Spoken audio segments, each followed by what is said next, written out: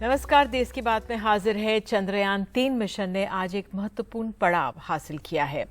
आज सफलतापूर्वक propulsion module और विक्रम लैंडर मॉड्यूल अलग हो गए।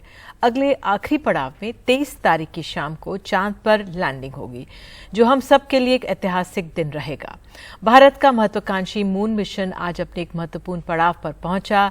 चंद्रयान अब चांद के और करीब पहुंच चुका है। चंद्रयान 3 की 5वीं और अंतिम कक्षा में सफलतापूर्वक प्रवेश कर लिया है और अब लैंडर विक्रम के से अलग हुआ है। तो इसरो के मुताबिक 23 अगस्त को शाम 5:45 पर लैंडर चांद की सतह पर लैंडिंग की कोशिश की जाएगी और लैंडिंग के बाद लैंडर से 6 पहिए वाला रोवर बाहर निकलेगा, जो एक चंद्र दिवस यानी धरती के 12 दिन वहां पर प्रयोग करेगा। और इसके साथ ही एक और दिलचस्प बात यह रहेगी कि दुनिया की निगाहें इस बात पर टिकी हैं कि भारत का चंद्रयान 3 मिशन और रूस का लूना 25 में किसका मिशन चांद पर पहले लैंड करेगा। बहरहाल आज सफलता का दिन रहा और इस पर बात करने के लिए हमारे साथ खास मेहमान हैं।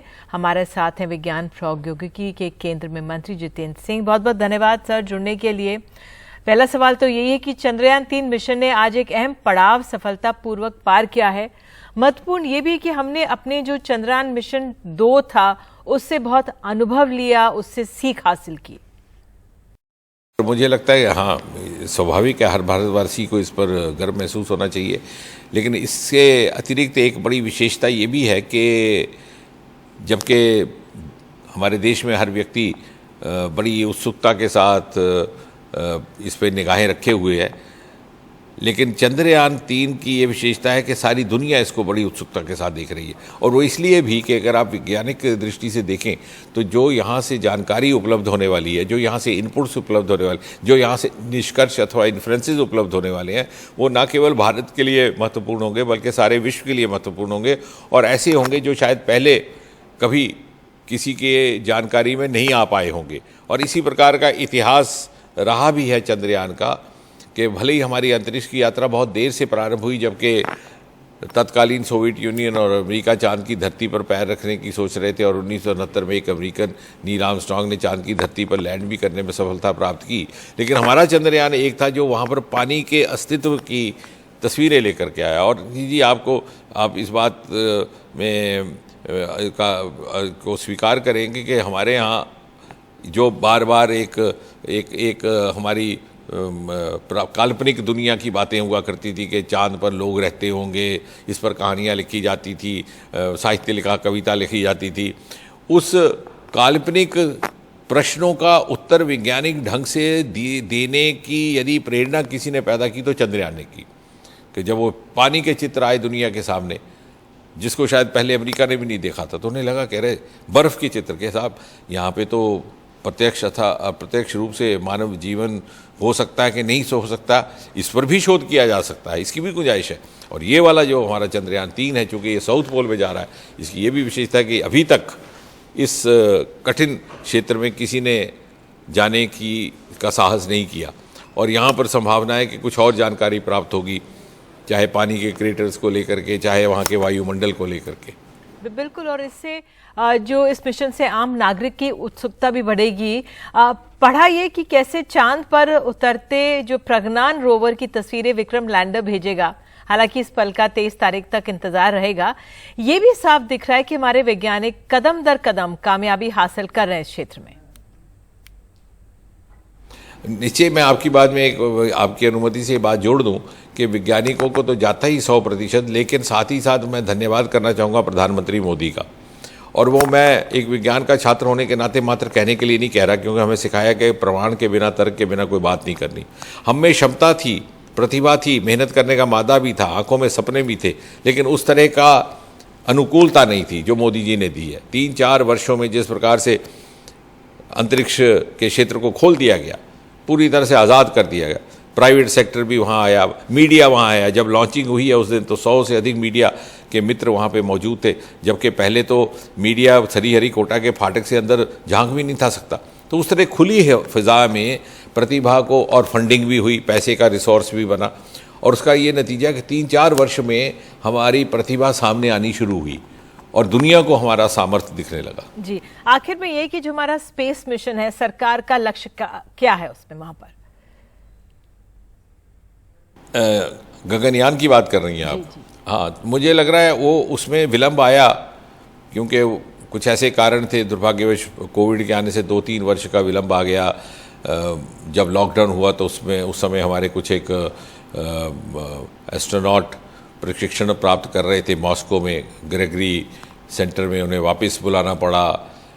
और अब स्थिति ये है कि जो असल मिशन होगा उससे पहले 2 मिशन पहले भेजे जाएंगे, 2 अनमैन्ड, एक तो शायद इस साल के अंत तक, नहीं तो अगले साल के आरंभ तक।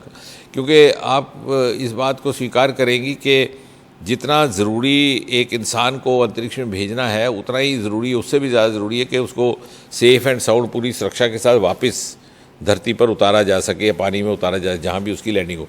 यानी अगर ऐसा ना हो पाए तो एक बहुत बड़ी क्षति पहुंचने की संभावना रहती है, मानसिक तौर पर भी और वैसे भी। और इसलिए जो पहला अनमैन्ड मिशन जाएगा वो पूरा वो एक्सरसाइज करके आएगा, कुछ ही घंटे के लिए जाएगा, वो अंतरिक्ष में जाके वापस आ जाएगा, लेकिन उस प्रक्रिया में से गुजरेगा। फिर उसके बाद एक दूसरा भेजा जाएगा कुछ महीने के बाद, हो सकता है अगले साल के अंत तक। वो रोबोट होगा, उसमें मानव, जीवित मानव नहीं होगा, रोबोट होगा, एक महिला रोबोट जिसका नाम वायुमित्र रखा गया है। वो भी जाएंगी उसी तरह से, वो उसी प्रक्रिया में से गुजरेंगी जिस तरह से कि इंसान बाद में गुजरेगा। उस तरह से जाएंगी ऊपर, फिर नीचे आएंगी, फिर किस तरह से पानी में उनका रॉकेट निकलेगा, फिर पानी से कैसे निकाला जाएगा, उसमें नेवी का भी सहयोग रहेगा, कोस्टल गार्ड्स का भी। तो वो जब हमें तसल्ली हो जाएगी 2 मिशंस के बाद कि सब कुछ स्मूथली जाता है, ऊपर हमारा मानव गया, सारे अपने प्रयोग एक्सपेरिमेंट्स करके वापस आया, फिर वापस स्मूथली लैंड हुआ, हमने उसको वहाँ से निकाल के सुरक्षित घर लाया। जब हमें ये 2 मिशन से तसल्ली हो जाएगी तो फिर हमारा तीसरा मिशन में वाकई एक मानव जाएगा। जितेंद्र जी, हमसे बात करने के लिए बहुत बहुत धन्यवाद। और विज्ञान के क्षेत्र में लगातार हम कदम दर कदम आगे बढ़ रहे हैं, प्रगति कर रहे हैं, इसके लिए समय निकालने के लिए धन्यवाद आपका। आइए देश की बात में आगे बढ़ते हैं। बात हम अपने पर्यावरण, बारिश की करते हैं। देश के कई राज्यों में जमकर बारिश हो रही है। भारतीय मौसम विभाग ने 4 राज्यों के लिए ऑरेंज अलर्ट जारी किया है। तटीय आंध्र प्रदेश के इलाकों में आज तेज बारिश का पूर्वानुमान है। 18 अगस्त को छत्तीसगढ़ में भारी बारिश का पूर्वानुमान है। 17 और 18 अगस्त को उड़ीसा में तेज बारिश का पूर्वानुमान है और 21 अगस्त को उत्तराखंड में भारी से अति भारी बारिश का पूर्वानुमान बताया गया। तो एक तरह से ये अलर्ट है इन 4 राज्यों के लिए। और हिमाचल प्रदेश की अब बात करें तो वहां पर लगातार हमारी नजर बनी हुई है। हमारे सहयोगी वहां पर मौजूद हैं जो जमीन से जानकारियां दे रहे हैं। चिंताजनक हालात हैं। पिछले 3 दिनों में 71 लोगों की जान वहां पे जा चुकी है। हिमाचल प्रदेश के समरहिल इलाके की जो तस्वीरें आई थी, वहां पर अब बचाव और राहत का काम जारी है। यहां से पिछले 2 दिनों में 13 शव निकाले जा चुके हैं, लेकिन कुछ और लोगों के दबे होने की आशंका है। सोमवार को भारी बारिश के कारण 100 साल से ज्यादा पुराना शिव मंदिर भी यहां पर क्षतिग्रस्त हो गया था। हमारे सहयोगी परिमल कुमार मौजूद हैं, आइए उनकी एक रिपोर्ट देखते हैं। फिलहाल हमारे साथ वैसे कुछ परिवार हैं जो जिनके अपने शिव मंदिर में जो उस दिन वाकया हुआ सोमवार को, उसके बाद अभी तक उनकी कोई खबर नहीं है। उनकी खोज खबर लेने आए हैं। एनडीआरएफ और बाकी टीमें यहाँ पर काम जरूर कर रही हैं। यहाँ पर उनसे बात करने की कोशिश करते हैं। आपके भी कोई अपने हैं? हाँ, मेरे 2 परिवार हैं यहाँ पे किन्नौर से, एक शंकर नेगी और दूसरा अविनाश नेगी। इसी में? हाँ, इसी में। उस दिन पूजा करने आए थे? हाँ जी, हाँ जी। तो अभी 3-4 दिनों से हम लगातार ढूंढ रहे हैं। अभी तक 3-4 दिनों से लगातार आप आ रहे हैं? हाँ जी, हाँ जी। और सुबह से शाम तक रहते हैं? सुबह से शाम तक रह रहे हैं, दिन भर ढूंढ रहे हैं, कोई सुराग नहीं मिल रहा अभी तक भी। कोई नहीं मिल रहा। आप लोग साथ में हैं? आप लोग साथ में हैं। आपके भी कोई यहाँ पे हैं? जी जी। रियल मेरे बड़े भाई है। बड़े भाई? मेरा सक्का बंजा है जी। तो 4था दिन हो गया, मिले नहीं। और ऐसे ही जिस दिन वाकया हुआ उसके बाद से रोज दिन आप आ रहे हैं? रोज दिन जी। मैं तो गांव में था, मैं डिस्ट्रिक्ट किन्नौर का रहने वाला हूँ। जी। गांव बुरुआ संगला भाई और तहसील। भांजा है? बिल्कुल रियल।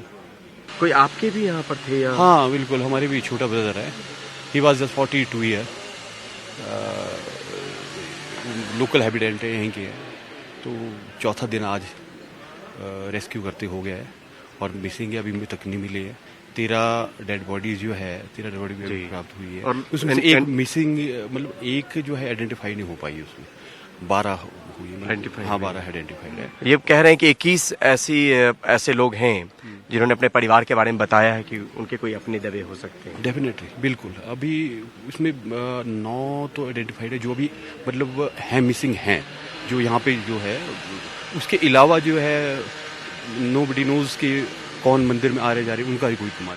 आप भी रोज दिन आ रहे होंगे सब दिन की? बिल्कुल बिल्कुल, चौथा दिन है आज, रेस्क्यू करते चौथा दिन हो गया। हमारा ब्रदर है, अभी डे नाइट लगे हैं, लेकिन वो मिल नहीं पा रहे हैं अभी। जो अब प्रयास तो जारी है, डिस्ट्रिक्ट एडमिनिस्ट्रेशन भी जारी लगे हैं, NDRF वाले भी लगे हैं, लोकल हैबिटेंट वो भी सहयोग में लगे हैं। और केंद्र सरकार हिमाचल प्रदेश की सरकार को किस तरह से मदद कर रही है, इस पर हमारे सहयोगी हिमांशु शेखर ने बात की है केंद्रीय मंत्री अनुराग ठाकुर से। मेरे साथ केंद्रीय सूचना प्रसारण मंत्री अनुराग ठाकुर हैं। एक बहस जो हिमाचल प्रदेश में जिस तरह से प्राकृतिक आपदा आई है, लोग बहुत परेशान हैं, भारी बारिश की वजह से सैकड़ों घर बह गए हैं, लैंडस्लाइड्स हो रही हैं। आपको लगता है कि ये क्या नए सवाल खड़े करता है बिल्डिंग बायलॉज को लेके, और क्या जो लोगों की सुरक्षा के लिए और क्या कुछ करने की ज़रूरत है क्लाइमेट चेंज के इस दौर में? मैं इतना ही कहूँगा, आज समय है ज़्यादा से ज़्यादा राहत कार्य प्रदान करने के, ज़्यादा से ज़्यादा सेवाएं और सुविधाएं देने के, और इसके लिए केंद्र की सरकार ने हर तरह की संभव मदद राज्य की सरकार की है, हिमाचल प्रदेश के लोगों की है। चाहे वो NDRF की टीमें हों, लगातार वहाँ पे काम कर रही हैं, एयरफोर्स की टीमों की आवश्यकता पड़ी वो भी किए, केंद्र के परिवहन भूतल मंत्री वो भी वहाँ पर गए और उन्होंने भी जाकर दौरा किया कि कैसे सड़कों का नुकसान हुआ, कितनी जल्दी उस पर काम शुरू किया जा सकता है। राष्ट्रीय अध्यक्ष जगत प्रकाश नड्डा जी भी वहाँ पर गए, और आगे भी केंद्र की ओर से हर संभव मदद दी जाएगी। जहाँ तक आपने सवाल उठाया बिल्डिंग बाय लॉ से लेके बाकी सब, कानून तो हैं, इनकी पालना होनी चाहिए। और केवल आज ध्यान भटकाने के लिए आप किसी और राज्य के लोगों के ऊपर कटाक्ष कर दें तो ये दिखाता है कि किसी को नीचा दिखा के आप अपनी जान बचाना चाहते हो। ऐसा नहीं करना चाहिए। आज समय सब आपके साथ खड़े हो, इसलिए मैं कहूँगा समय आएगा जब हम इस आपदा से बाहर निकलेंगे, तब आप डिटेल रिपोर्ट एक लाइए कि क्या कारण रहे, क्यों इतना नुकसान हो पाया, राहत कार्यों में क्यों देरी हो पाई, इनसे के ऊपर आप बाद में डिटेल रिपोर्ट लाइए। लेकिन आज तो पूरी सरकार का काम होना चाहिए मदद करने के लिए, ना कि अलग अलग मंत्री अलग अलग सुरों में बोलें और किसी और के ऊपर आरोप लगाएं। एक आखिरी सवाल, मुख्यमंत्री हिमाचल प्रदेश, उन्होंने ये कहा है कि बिल्डिंग्स जो है वो साइंटिफिकली डिज़ाइन नहीं थे, हमें नए बायलॉज बनाने होंगे, बिल्डिंग बायलॉज, सख्त नियम बनाने होंगे। आपको लगता है ये एक चेतावनी है, ये आपदा और आगे और बदलाव ज़रूरी है? मुझे लगता है अभी इन सब पे कहना बहुत जल्दी है, क्योंकि लंबे समय तक कांग्रेस पार्टी वहाँ सत्ता में रही और आज तक अगर बिल्डिंग बाय लॉ से लेके बाकी नहीं बना पाई तो एक अपने आप में प्रश्न चिन्ह खड़ा करता है। और अगर लॉज पहले थे और उनकी पालना कितनी हुई, ये हर किसी के लिए कहना बहुत आसान हो गया कि नए कानून बना लो। अरे भाई कानून तो बना लो, जो पहले बने उनकी पालना कितनी होती है उस पर जोर लगाना चाहिए। हमसे बात करने के लिए शुक्रिया। दिल्ली से कानन पात्रा के साथ हिमांशु शेखर, NDTV इंडिया। और देश की बात में हम आगे देखेंगे, फर्जी सिम कार्ड और फर्जी मोबाइल फोन कनेक्शंस पर सरकार ने सख्त कदम उठाए हैं, उस पर एक खास जानकारी आपको देंगे।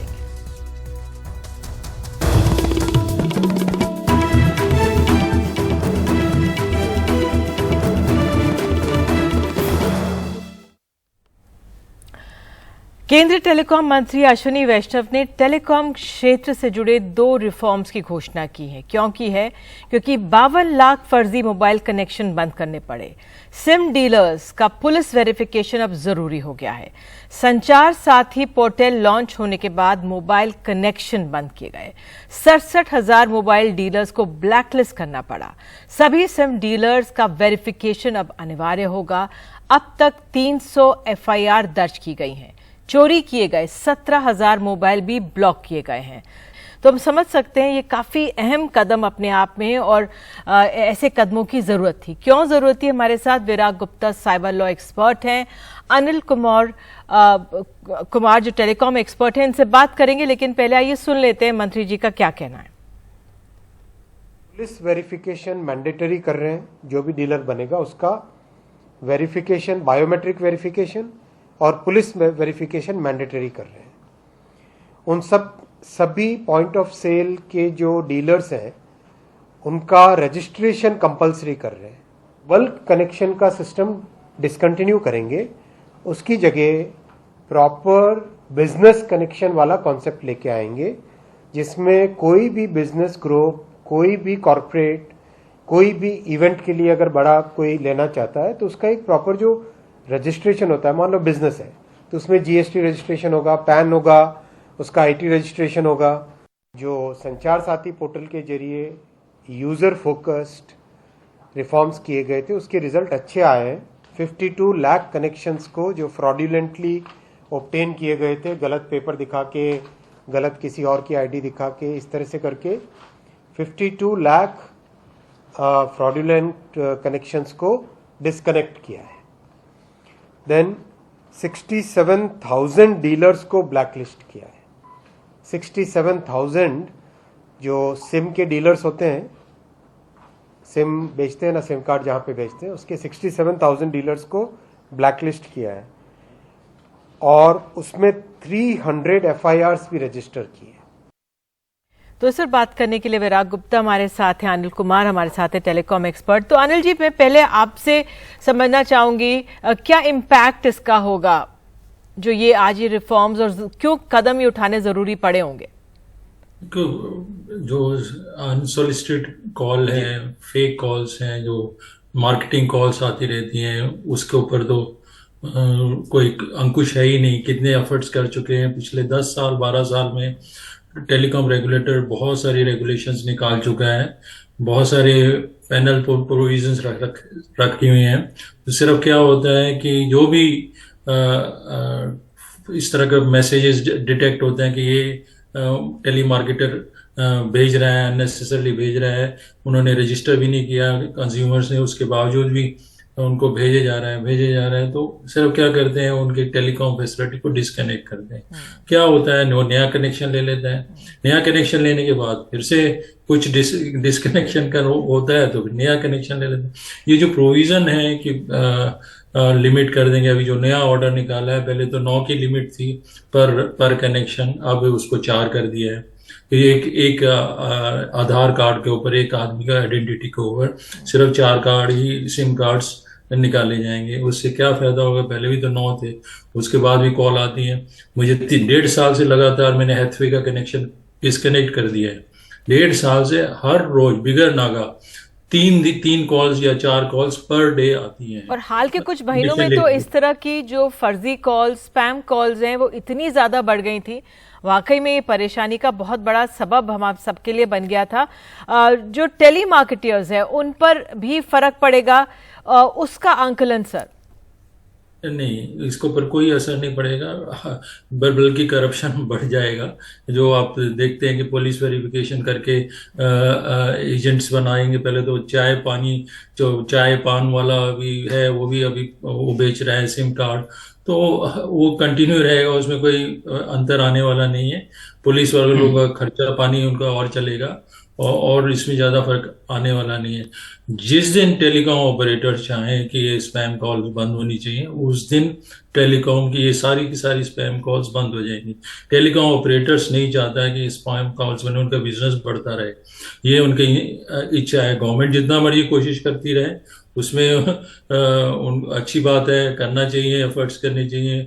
फ़ोन कॉल्स इस तरह से गलत आती हैं, SMS गलत आते हैं, इनको ईमेल्स तो बहुत ही ज़्यादा गलत आते हैं कि आप पता नहीं किस तरह के आते हैं। तो लेकिन चलिए इनसे विराग जी से पूछते। विराग, आपको नहीं लगता कि अगर वेरिफिकेशन होगा वो अपने आप में एक थोड़ा सा कारगर कदम, जिस हालांकि अनिल कुमार सर का विचार कुछ अलग है, लेकिन अगर 52 लाख फर्जी मोबाइल कनेक्शन बंद होंगे और 67,000 मोबाइल डीलर्स को ब्लैकलिस्ट किया जाएगा, तो कुछ हद तक तो या काफी हद तक असर तो पड़ेगा जमीन पर। निधि जी, देखिए, जब भी कोई शुरुआत होती है तो उसका एक अच्छा प्रभाव पड़ता है। निश्चित तौर पर ये सही दिशा में उठाया गया एक अच्छा कदम है, लेकिन मैं अनिल जी से पूर्णतः सहमत हूं। और भारत साइबर अपराध की विश्व की सबसे बड़ी संगठित मंडी है। और यह बात मैं कुछ आंकड़ों से बताना चाह रहा हूं। 2 साल पहले IT इंटरमीडिएट रूल्स आए थे, जिसके तहत जो टेक कंपनियां हैं उनको अपनी मंथली रिपोर्ट पेश करनी थी, और उन मंथली रिपोर्ट्स का हमने 2 साल का एक समरी बनाई है। और मैं आपको उसके आंकड़े देता हूं। तो फेसबुक ने 54.7 करोड़ आपत्तिजनक पोस्ट उसने हटाई हैं, ऑफिशियली हटाई हैं खुद। व्हाट्सएप ने 6.2 करोड़ अकाउंट्स उन्होंने ब्लॉक किए हैं या सस्पेंड किए हैं।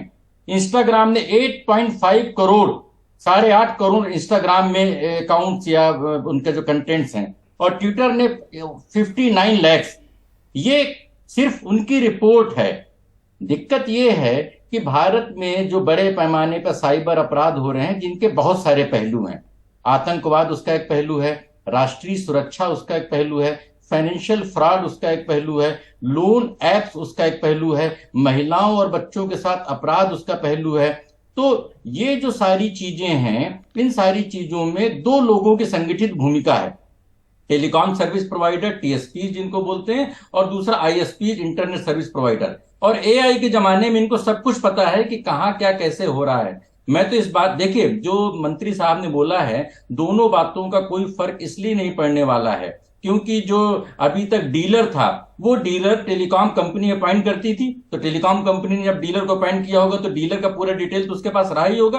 तो ईज ऑफ डूइंग बिजनेस के जमाने में हर चीज में पुलिस वेरिफिकेशन को लाना, इससे अराजकता बढ़ती है और करप्शन बढ़ता है। इसलिए जिम्मेदारी टेलीकॉम सर्विस प्रोवाइडर की होनी चाहिए जिसने कि गलत या टेंटेड डीलर को अपॉइंट किया है। ये पहली बात है। दूसरी बात यह है कि जो भी कंपनी जब मोबाइल कनेक्शन ले रही है, 5 दे रहे हैं, 9 दे रहे हैं, अगर उसका दुरुपयोग हो रहा है तो उस कंपनी के जो भी लोग हैं, उन कंपनी की जवाबदेही होनी चाहिए। तो जब सरकार बोलती है कि इतने लाख हमने सिम कार्ड्स ब्लॉक किए हैं, तो सवाल इस बात का है कि उनके माध्यम से जितने अपराध हुए हैं उसको टैकल करने की, उसको ट्रैक करने की हमारे पास तो कैपेसिटी ही नहीं है। और इसमें एक बहुत बड़ा संवैधानिक पेंच है, क्योंकि संविधान के 7वीं अनुसूची के अनुसार जो साइबर है, टेलीकॉम के मसले हैं, ये केंद्र सरकार के अधीन आते हैं, जबकि जो ये मामले हैं, ये जो अपराध से जुड़े मामले हैं, पुलिस से जुड़े मामले हैं, ये संविधान के 7वीं अनुसूची के अनुसार राज्य के अधीन आते हैं। और भारत में सबसे बड़ी प्रॉब्लम रेगुलेटर की है।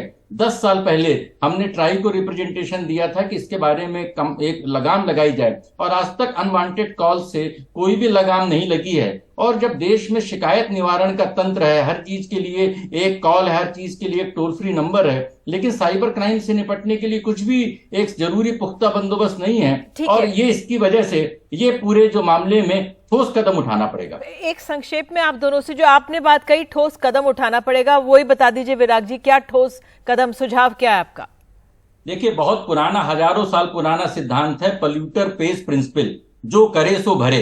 तो इस पूरे जो हमको लग रहा है कि कोई, जैसे मान लीजिए कि पश्चिम बंगाल में पंचायत चुनाव में हिंसा हुई, और हिंसा के लिए आप वहां पे दरोगा को सस्पेंड करिए, दरोगा का काम नहीं है, क्योंकि वहां पर बड़े पैमाने पर उच्च बड़े पदों पर लोग बैठे इसके लिए एक वो उसमें शामिल हैं। इसलिए इस पूरे खेल में टेलीकॉम सर्विस प्रोवाइडर शामिल हैं, उनका फायदा होता है, उनका बिजनेस बढ़ता है, उनकी जवाबदेही तय करनी होगी। तो आप दोनों का एक्चुअली यही, अनिल कुमार सर का भी यही कहना था, जो टेलीकॉम प्रोवाइडर है वो। लेकिन सर, जो ये इतनी सारी फर्जी कॉल सबको आने लगी थी, आम नागरिक को आती हैं, उस पर आपका लगता है कि कुछ समय तक तो लगाम लगेगी, क्योंकि वो भी एक बहुत बड़ी न्यूसेंस वैल्यू है? मुझे नहीं लगता इन कदमों से कुछ भी होने वाला है। वो ऐसे ही सब कुछ चलता रहेगा जब तक कि जिम्मेवारी टेलीकॉम सर्विस प्रोवाइडर या इंटरनेट सर्विस प्रोवाइडर्स इनकी फिक्स नहीं की जाती। जिस दिन ये चाहेंगे, मैं बार बार ये रिपीट कर रहा हूँ, जिस दिन ये चाहेंगे 2 घंटे में ये सारी चीजें बंद हो जाएंगी, नहीं तो ये चलता रहेगा। बिल्कुल, आप दोनों जुड़े और एक ही राय थी कि जो टेलीकॉम प्रोवाइडर है, इन पर थोड़ा सख्ती बरतने की सरकार को जरूरत है। अब वही किस तरह से सरकार बढ़े, ये अपने आप में एक बहुत अहम सवाल है। एक छोटा सा ब्रेक, लौटते हैं, बने रहिए देश की बात।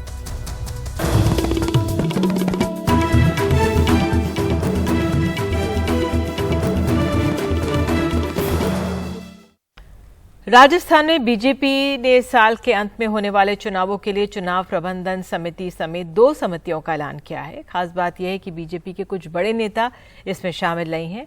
पूर्व मुख्यमंत्री वसुंधरा राजे का नाम भी गायब है। अब इस पर तरह तरह के कयास लग रहे हैं। राजस्थान में भाजपा ने चुनाव के पहले 2 अहम समितियों का गठन किया है। संकल्प पत्र समिति और प्रदेश चुनाव प्रबंधन समिति।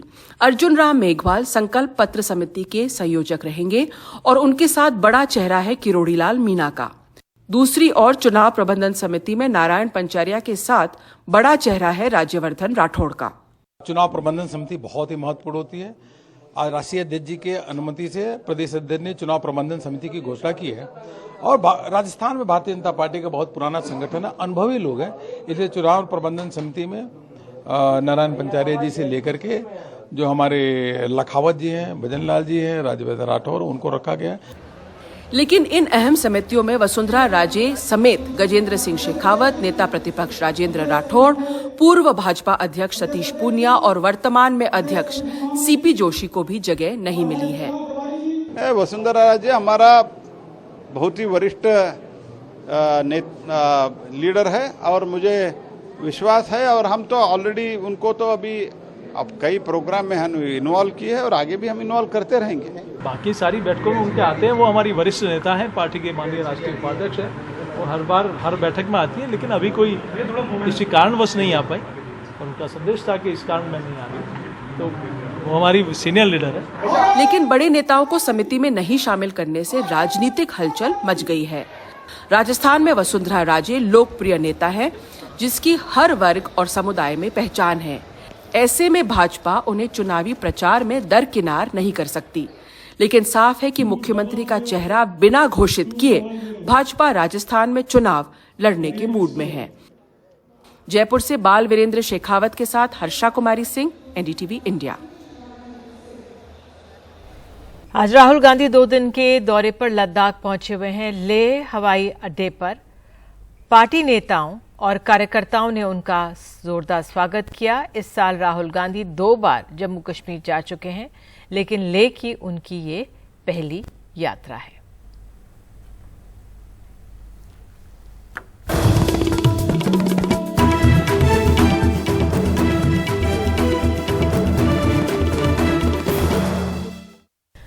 भारत ने 15 साल की रिसर्च के बाद आखिरकार दुनिया की सबसे हल्की बुलेट प्रूफ जैकेट बनाने में सफलता हासिल कर ली है।